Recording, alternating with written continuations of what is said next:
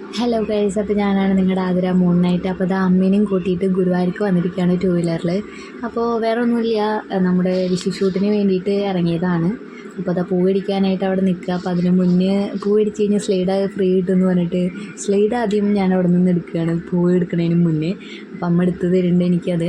അപ്പം അമ്മ അതിൻ്റെ ഇടയിൽ കൂടെ പോയിട്ട് ഇതാ ലോട്ടറി എടുക്കുന്നുണ്ട്. അപ്പോൾ ആ അച്ഛനെ സഹായിക്കാനാണെന്നാണ് എൻ്റെ അടുത്ത് പറഞ്ഞത്. ഞാൻ സമ്മതിക്കാറില്ല, ഞാൻ പ്രൊമോട്ട് ചെയ്യാറില്ല എടുക്കാനായിട്ട്. അപ്പോൾ ഇതാ അമ്പലനടയിലേക്ക് പൂവൊക്കെ മേടിച്ച് ഇതാ നടന്ന് നീങ്ങുകയാണ്.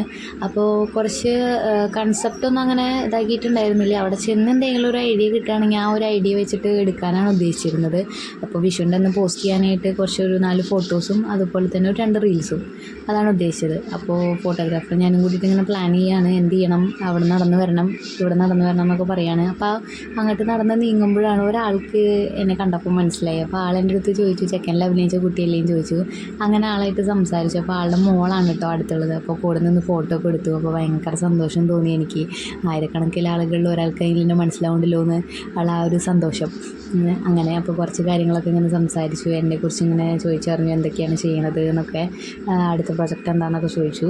അതിന് ശേഷം എന്താ റീൽസ് എടുക്കാൻ വേണ്ടിയിട്ട് നമ്മൾ വീഡിയോയ്ക്ക് വേണ്ടിയിട്ട് പോസ് ചെയ്ത് നടന്ന് നീങ്ങുകയാണ്. അപ്പോൾ അവിടെ ഇവിടെയുള്ളവരൊക്കെ നോക്കുന്നുണ്ട് ഇത് എന്താ ചെയ്യണേ വെച്ചിട്ട്. അപ്പോൾ അങ്ങനെ അവസാനം തളർന്ന് വയ്യാണ്ടായി നമ്മളൊപ്പം പോസ്റ്റായിട്ട് ഇങ്ങനെ നിൽക്കുകയാണ്. അപ്പോൾ ഈ റിട്ടേൺ പോരാൻ വേണ്ടിയിട്ട്. അപ്പോൾ അതാണ് ഇന്നത്തെ പ്രോഗ്രാം ആയിരുന്നത്. ഇതാ, അപ്പോൾ ടാറ്റാ ബൈ ബൈ. ഞാൻ അടുത്ത വീഡിയോയിൽ കാണാം. ബൈ.